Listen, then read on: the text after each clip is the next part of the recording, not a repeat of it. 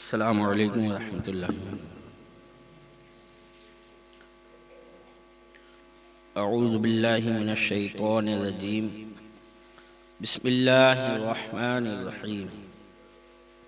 افغیر دین اللہ یبغون ولہ اسلم من فی السماوات والارض طوعا وکرہا والیہ یرجعون۔ قل آمنا باللہ وما انزل علینا وما انزل علی ابراہیم واسماعیل واسحاق ویعقوب والاسباط وما اوتی موسیٰ وعیسیٰ والنبیون من ربہم لا نفرق بین احد منہم ونحن لہ مسلمون۔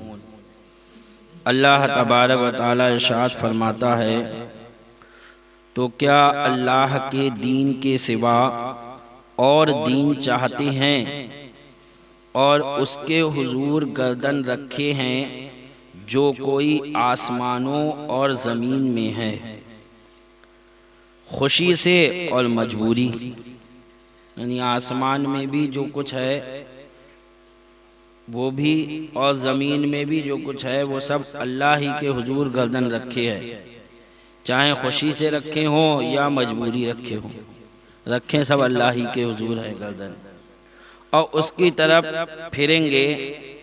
یوں کہو کہ ہم ایمان لائے اللہ پر اور اس پر جو ہماری طرف اترا، یعنی قرآن پر، اور جو اترا حضرت ابراہیم اور اسماعیل اور اسحاق اور یعقوب اور ان کے بیٹوں پر، اور جو کچھ ملا موسیٰ اور عیسیٰ اور انبیاء کو ان کے رب سے، ہم ان میں کسی پر ایمان میں فرق نہیں کرتے اور ہم ہیں واسطے اس کے مسلمان۔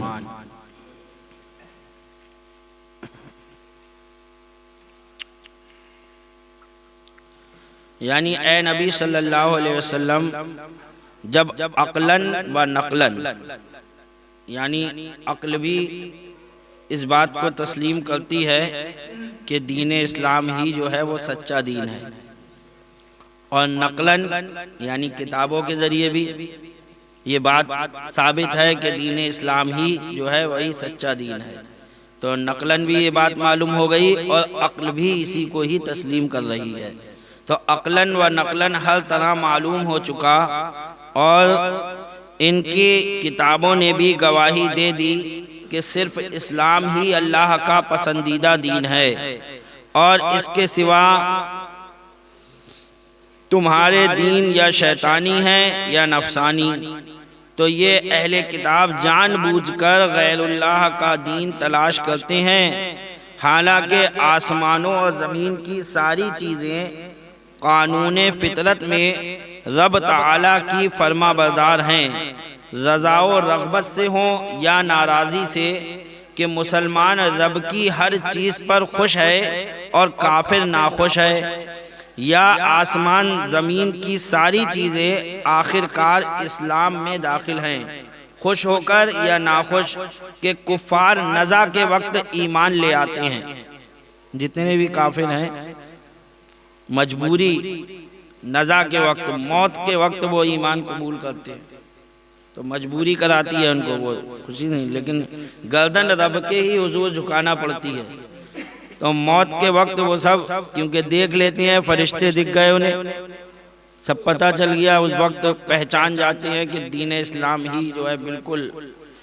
حق دین ہے، تو اس وقت وہ ایمان لاتے ہیں کہ اے اللہ ہم تجھ پر، تیرے محبوب پر ایمان لائے، تو کفار نزع کے وقت ایمان لے آتے ہیں، اور باقی چیزیں پہلے ہی سے مومن ہیں، سب کو رب تعالیٰ کی طرف ہی لوٹنا ہے، پھر یہ اس کی مخالفت کیوں کرتے ہیں؟ آپ اعلان فرما دو کہ ہم اپنی مسلمان جماعت کے، یعنی ان کافروں سے کہہ دو کہ ہم، اللہ کے رسول سے فرمایا جا رہا ہے کہ آپ ان کافروں سے کہہ دو کہ ہم اپنی مسلمان جماعت کے اللہ اور اس قرآن پر ایمان لے آئے جو ہم پر اترا، نیز ان تمام کتابوں اور صحیفوں پر ایمان لے آئے جو حضرت ابراہیم و اسماعیل و اسحاق و یعقوب اور اولاد یعقوب پر اتری، اور اس پر بھی ہمارا ایمان ہے جو حضرت موسیٰ و عیسیٰ اور سارے نبیوں کو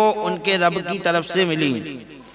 ہم انبیاء اکرام کے درمیان تمہاری طرح ایمان میں فرق نہیں کرتے کہ بعض کو مانتے ہیں اور بعض کو نہیں مانتے، ایسا نہیں کرتے۔ جیسے یہودیوں نے جو ہے موسیٰ علیہ السلام کو مانا، عیسیٰ علیہ السلام کو جھٹلایا، عیسائیوں نے عیسیٰ علیہ السلام کو مانا، موسیٰ علیہ السلام کو جھٹلایا، اور ان دونوں نے نبی کریم صلی اللہ علیہ وسلم کو جھٹلایا۔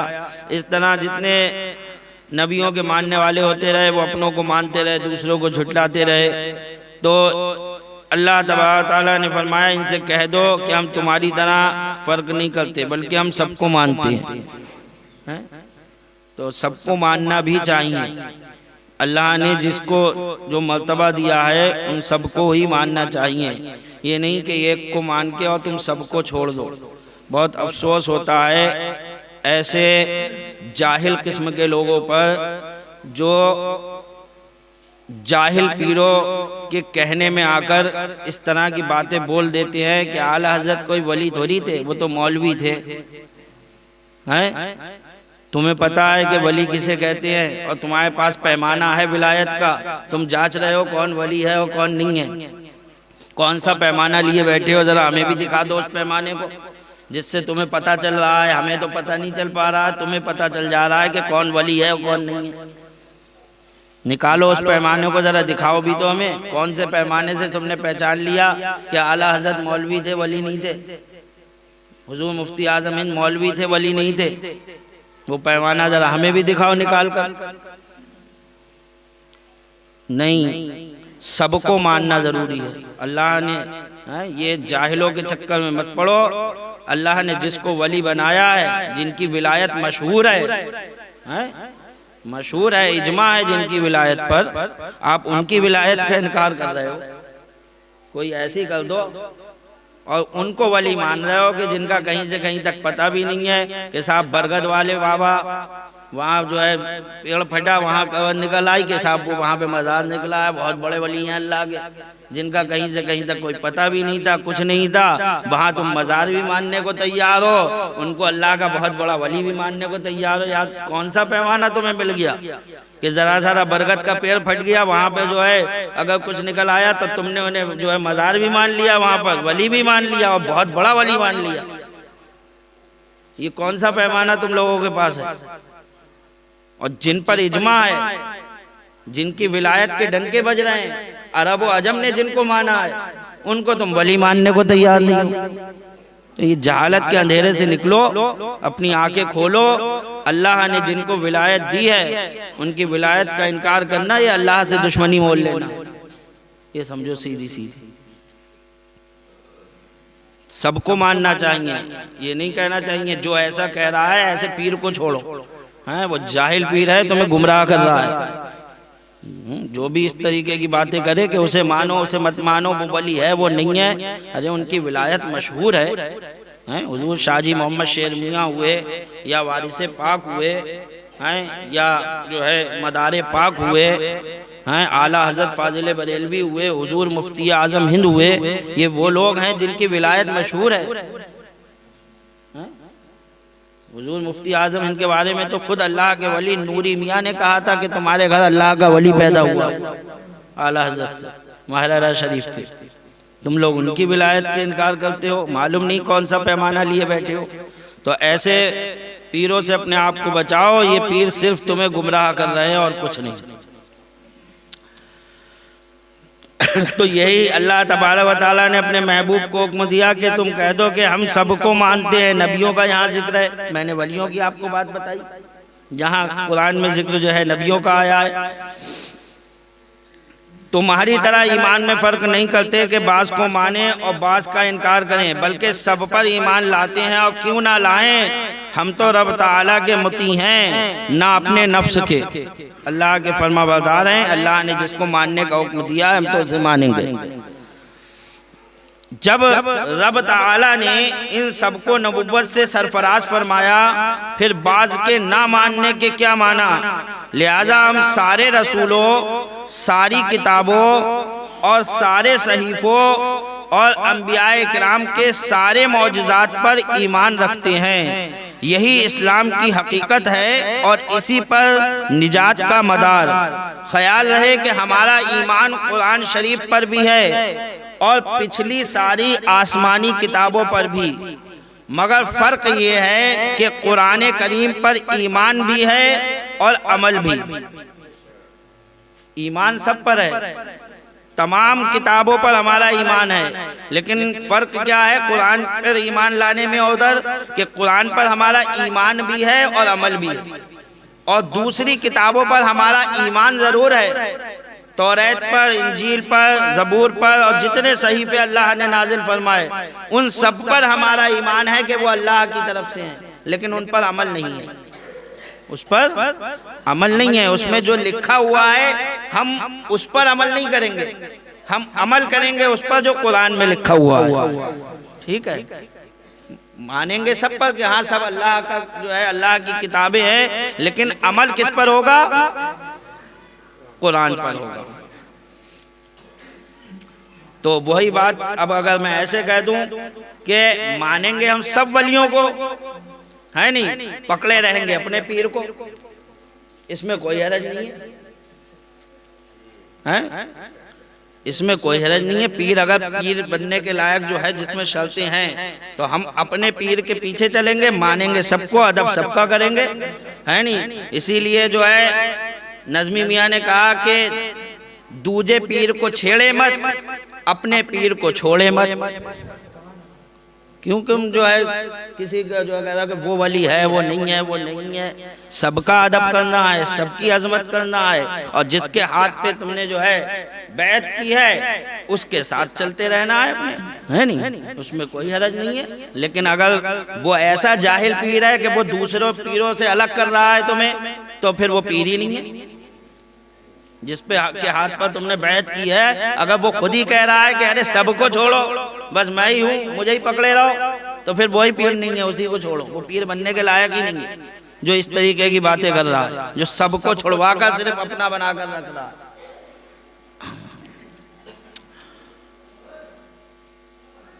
اور عمل، ہمارا ایمان قرآن شریف پر بھی ہے اور پچھلی ساری آسمانی کتابوں پر بھی، مگر فرق یہ ہے کہ قرآن کریم پر ایمان بھی ہے اور عمل بھی۔ پچھلی کتابوں پر ایمان ہے، عمل نہیں، کہ وہ سب منسوخ شدہ ہیں۔ اس طرح ہمارا ایمان حضور صلی اللہ علیہ وسلم پر بھی ہے اور پچھلے تمام رسولوں پر بھی، مگر حضور صلی اللہ علیہ وسلم پر ہمارا ایمان بھی ہے اور ہم حضور صلی اللہ علیہ وسلم کے امتی بھی ہیں۔ یہ بھی فرق ہے، اور نبیوں پر ایمان ہے لیکن اور نبیوں کے ہم امتی نہیں ہیں، اور سرکار پر ہمارا ایمان بھی ہے اور ہم سرکار کے امتی بھی ہیں۔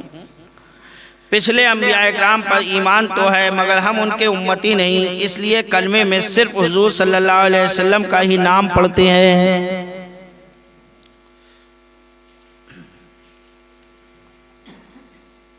وَمَنْ يَبْتَغِي غَيْرَ الْإِسْلَامِ دِينًا فَلَنْ يُقْبَلَ مِنْهُ وَهُوَ فِي الْآخِرَةِ مِنَ الْخَاسِرِينَ كَيْفَ يَهْدِي اللَّهُ قَوْمًا كَفَرُوا بَعْدَ إِيمَانِهِمْ وَشَهِدُوا أَنَّ الرَّسُولَ حَقٌّ وَجَاءَهُمُ الْبَيِّنَاتُ وَاللَّهُ لَا يَهْدِي الْقَوْمَ الظَّالِمِينَ۔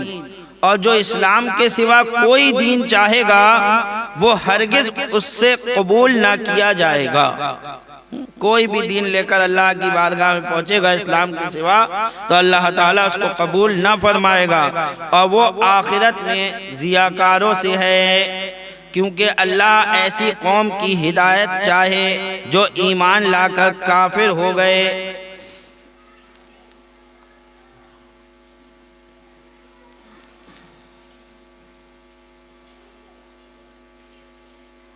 اور گواہی دے چکے تھے کہ رسول سچا ہے اور انہیں کھلی نشانیاں آ چکی تھیں، اور اللہ ظالموں کی ہدایت نہیں کرتا۔ اس کے شان نزول میں روایتیں ہیں چند۔ ایک یہ ہے کہ یہود و نصارہ حضور صلی اللہ علیہ وسلم کی تشریف آوری سے پہلے آپ کے وسیلے سے دعائیں کرتے تھے، یہودی بھی اور عیسائی بھی۔ جب سرکار اس دنیا میں تشریف نہیں لائے تھے تو یہودی بھی یہ کہہ کر دعا مانگتے تھے، یا اللہ تو ہمیں جو ہے نبی آخر الزماں کے صدقہ و طفیل میں کامیابی عطا فرما، اور عیسائی بھی یہی کہہ کے دعا مانگا کرتے تھے، یا اللہ جو آخری نبی آنے والے ہیں ان کے وسیلے سے ہمیں جنگوں میں کامیابی عطا فرما، اور اللہ تعالیٰ ان کی دعاؤں کو قبول فرما لیتا تھا۔ تو وہ یہی کہہ کر دعا مانگتے تھے جب بھی دعا مانگتے تھے، تو اللہ تعالیٰ نے اسی کا ذکر کیا اس آیت میں۔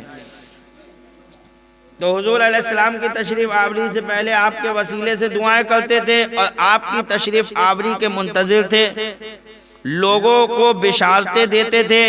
جب حضور علیہ السلام تشریف لے آئے تو حسد سے آپ کے منکر ہو گئے، جب سرکار تشریف لے آئے تو جلنے لگے، صرف اس وجہ سے کہ ہماری قوم میں کیوں نہیں آئے۔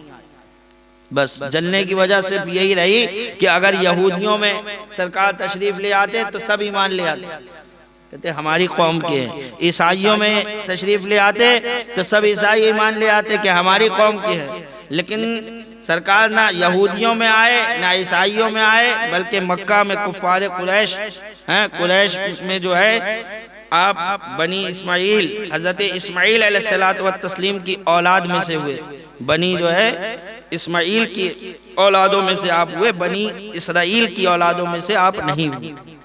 تو بنی اسرائیل یہودی ہیں، اور اسماعیل علیہ السلام کی اولادوں میں اسماعیل علیہ السلام کے بعد کوئی نبی نہیں، یعنی حضرت ابراہیم علیہ السلام، اس کے بعد آپ کے بیٹے حضرت اسماعیل ذبیح اللہ جن کی قربانی دی گئی تھی، اس کے بعد کوئی نبی نہیں ہوا، پھر سیدھے حضرت نبی کریم صلی اللہ علیہ وسلم۔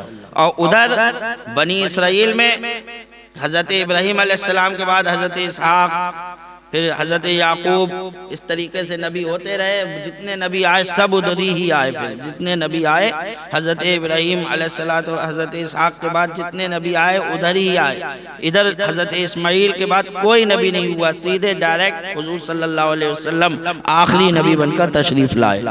تو انہیں یہ جلن ہو گئی کہ ہمارے قوم میں کیوں نہیں ہوئے، بنی اسرائیل میں ہوتے تو ہم ایمان لے آتے، اس وجہ سے وہ ایمان نہیں لائے، جلنے کی وجہ سے۔ تو پتہ چلا کہ حسد کتنی بری چیز ہے، یہی حسد، اسی جلن نے جو ہے شیطان کو کافر بنا دیا، ورنہ شیطان بھی عابد تھا، وہ حضرت آدم علیہ السلام سے جلا تو وہ کافر ہو گیا، اور یہ یہودی اور عیسائی حضور صلی اللہ تعالیٰ علیہ وسلم سے جلے تو یہ سب کافر ہو گئے۔ تو جلنا نہیں چاہیے، جلنا بہت بری چیز ہے۔ تشریف لے آئے تو حسد سے آپ کے منکر ہو گئے۔ ان کے بارے میں اللہ تبارک و تعالیٰ نے آیت کریمہ نازل فرمائی، کیوں کر اللہ ایسی قوم کی ہدایت چاہے، کیوں کر اللہ ایسی قوم کی ہدایت چاہے جو ایمان لا کر کافر ہو گئے اور گواہی دے چکے تھے کہ رسول سچا ہے، اور انہیں کھلی نشانیاں آ چکی تھیں، اور اللہ ظالموں کی ہدایت نہیں کرتا۔ اللہ تبارک و تعالیٰ ظالموں کو ہدایت نہیں دیتا۔ اس سے پتہ یہ چلتا ہے کہ جو لوگ جو ہے نبیوں کی شان میں گستاخیاں کرتے ہیں، کفر کرتے ہیں، اللہ تعالیٰ ان کو ہدایت ہی نہیں دیتا۔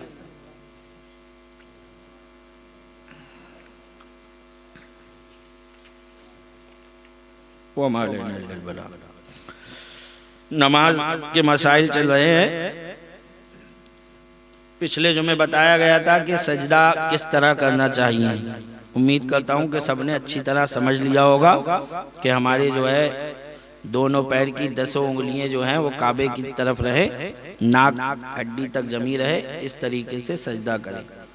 جب سجدہ کریں اور جب سجدے سے سر اٹھائیں تو بیٹھیں تو ایسے بیٹھیں کہ بیٹھنے میں اطمینان ہو جائے،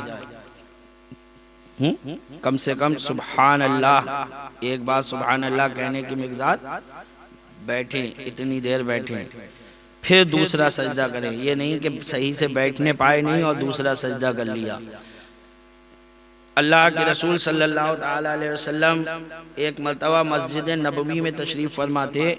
ایک صحابی رسول آئے اور انہوں نے نماز پڑھی، سرکار ان کی نماز کو دیکھ رہے تھے، وہ دیہاتی تھے گاؤں کے، تو وہ آئے، انہوں نے نماز پڑھی، نماز پڑھ کے پھر سرکار کی بارگاہ میں حاضر ہوئے، سرکار کو سلام کیا، سرکار نے کہا جاؤ اپنی نماز دوبارہ پڑھو۔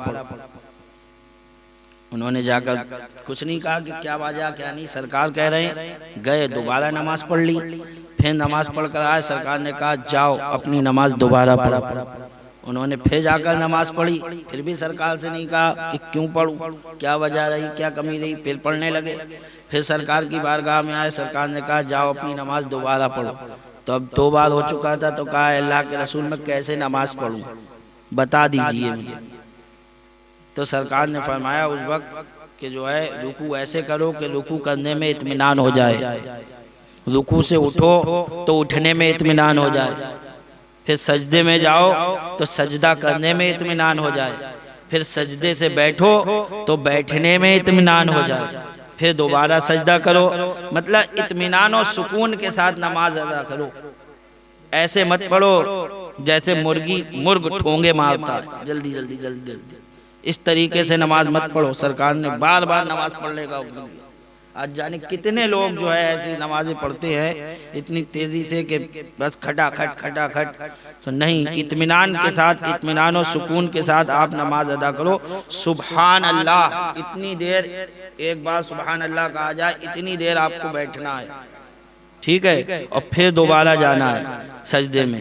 پھر اس طریقے سے آپ کی جو ہے 1 رکعت یہ مکمل ہو گئی۔ جب 1 رکعت مکمل ہو گئی تو اب دوسری رکعت کے لیے کھڑے ہوں۔ جب کھڑے ہوں تو جو ہمارے کمزور لوگ نہیں ہیں، بوڑھے لوگ نہیں ہیں، وہ جو ہے جب اٹھیں تو گھٹنوں پر ہاتھ رکھ کر اٹھیں، گھٹنوں پر، یہ نہیں زمین پر ہاتھ رکھ رہے ہیں پھر اٹھ رہے ہیں۔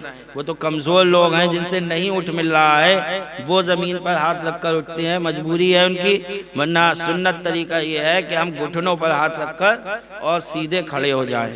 اس طریقے سے یہ آپ کی 1 رکعت ہوگی۔ ایسے ہی آپ جو ہے اپنی 4 رکعتوں کو پوری کریں۔ قاعدے میں جب بیٹھیں تو آپ کے جو ہے دونوں ہاتھ جو ہے وہ گھٹنوں کے نیچے نہ ہو، یعنی گھٹنوں پہ لٹکے ہوئے نہ ہو، بلکہ گھٹنوں کے کناروں پر بالکل ہونا چاہیے کہ کعبے کی طرف کو انگلیاں رہیں، لٹکی ہوئی نہ رہیں نیچے کو۔ اس چیز کا دھیان رکھیں۔ اور اتحیات وغیرہ پڑھیں، جسے تشہد بھی کہا جاتا ہے، تو اس میں یہ دھیان رکھیں، بہت سے لوگ اتحیات پڑھنے کے بعد درود شریف بھی پڑھ دیتے ہیں، اور بہت سو کو یہ مسئلہ نہیں معلوم ہے کہ تھوڑی سی اگر درود شریف پڑھ دی انہوں نے اللہم صلی علی سیدنا تو اور پھر کھڑے ہو گئے تو وہ سجدہ سہو نہیں کرتے ہیں۔ اتحیات کے بعد اگر آپ نے درود شریف پڑھ دی اور اتنا پڑھ دیا کہ اللہم صلی علی سیدنا، اگر سیدنا کے ساتھ آپ پڑھ رہے ہیں، درود شریف 2 طرح سے لوگ پڑھتے ہیں، ایک سیدنا کے ساتھ، ایک بغیر سیدنا کے ساتھ۔ ایک درود شریف ایسے پڑھی جاتی ہے اللہم صلی علی سیدنا محمد وعلی آل سیدنا محمد، یعنی جہاں جہاں سرکار کا نام آئے گا، حضرت ابراہیم علیہ السلام کا نام آئے گا، سب جگہ پہلے سیدنا لگائیں گے۔ اور اگر سیدنا نہیں لگاتے ہیں، جیسے یسرنا القرآن میں عام طور پہ لکھی ہوئی ہے، تو بغیر سیدنا کے وہاں لکھی ہوئی ہے، تو وہ یوں ہے اللہم صلی علی محمد وعلی آل محمد کما صلیت علی ابراہیم وعلی آل ابراہیم، اس میں سیدنا نہیں ہے۔ تو اگر سیدنا کے ساتھ آپ پڑھ رہے ہیں درود شریف تو اللہم صلی علی سیدنا، اگر آپ نے اتنا پڑھ دیا ہے دوسری رکعت میں اور 4 رکعت کی آپ نے نیت بانی ہے، سیدنا تک پڑھ دیا اور آپ کو کھڑا ہونا تھا، تو آپ کو اوپر سجدہ سہو واجب ہو گیا، سجدہ سہو کرنا پڑے گا۔ اور اتنا ہی پڑھا تھا اللہم صلی علی، ایک دم دھیان آ گیا کھڑے ہو گئے تو سجدہ سہو کی ضرورت نہیں ہے، نماز جو ہے آپ کی ہو جائے گی۔ لیکن سیدنا تک اگر پڑھ دیا ہے تو آپ کو سجدہ سہو کرنا ہے۔ اور جو لوگ سیدنا کے ساتھ نہیں پڑھ رہے ہیں تو وہ اللہم صلی علی محمد اتنا پڑھ دیا، محمد سرکار کے نام تک اگر پڑھ دیا تو انہیں سجدہ سہو کرنا پڑے گا۔ اور سرکار کے نام تک نہیں پڑھا ہے، اللہم صلی علی کا ایک دم یاد آ گیا کھڑا ہو گئے تو انہیں سجدہ سہو کی ضرورت نہیں ہے۔ 4 رکعت کی جو انہوں نے نیت بانی ہے، دوسری رکعت پر بیٹھ کر دھوکے سے درود شریف پڑھ دی ہے، تو ان کے لیے یہ حکم ہے۔ بہرحال 4تھی رکعت میں جب آپ قاعدہ اخیرہ میں بیٹھیں گے اور اتحیات وغیرہ پڑھیں گے، پڑھنے کے بعد درود شریف وغیرہ پڑھ کر سلام پھیریں، تو سلام میں دھیان رکھیں کہ جب سلام پھیریں تو آپ کی نگاہ جو ہے وہ مونڈھوں پر ہونا چاہیے۔ بہت سے لوگوں کو دیکھا جب سلام پھیرتے تو نگاہ سامنے کرتے ہیں، تو سامنے نہیں ہونا چاہیے بلکہ نگاہ ہمارے مونڈھوں یعنی کاندھوں پر ہونا چاہیے۔ اور نیت یہ ہونا چاہیے کہ جو کاندھوں پر فرشتے بیٹھے ہوئے ہیں ہم ان کو سلام کر رہے ہیں، ٹھیک ہے، نیت یہ ہو کہ جو فرشتے بیٹھے ہوئے ہیں، اور جب جماعت میں ہو، اکیلے کی صورت تو بتا دی، جب جماعت میں ہو تو یہ نیت کرے کہ جب اس رخ میں سلام کر رہے ہیں تو ادھر فرشتوں کو بھی اور جتنے اس سائیڈ میں ہیں سب کو نیت میں شامل کر لیں کہ ہم سب کو سلام کر رہے ہیں، اور جب بائیں طرف کریں تو بائیں کاندھے پر اور ادھر جتنے لوگ ہیں سب کو نیت میں شامل کر لیں اس طریقے سے۔ لیکن نگاہ یہی رہنا چاہیے، ایسے رہے کہ آپ کا یہ رخسار دکھ جائے۔ جب آپ اس طریقے سے دیکھیں گے نا تو یہ حصہ دکھائی دے گا آپ اپنا۔ اب میں نے اندازہ لگا دیا کہ آپ کو کتنا اپنے کاندھے پہ دھیان رکھنا ہے کہ آپ کا رخسار کا یہ حصہ جو ہے نظر آنے لگے گا آپ کو، اتنا جو ہے آپ کی نگاہ بالکل ادھر رہنا چاہیے۔ وَمَا عَلَيْنَا إِلَّا الْبَلَاغُ، سنتیں پڑھ لیجیے۔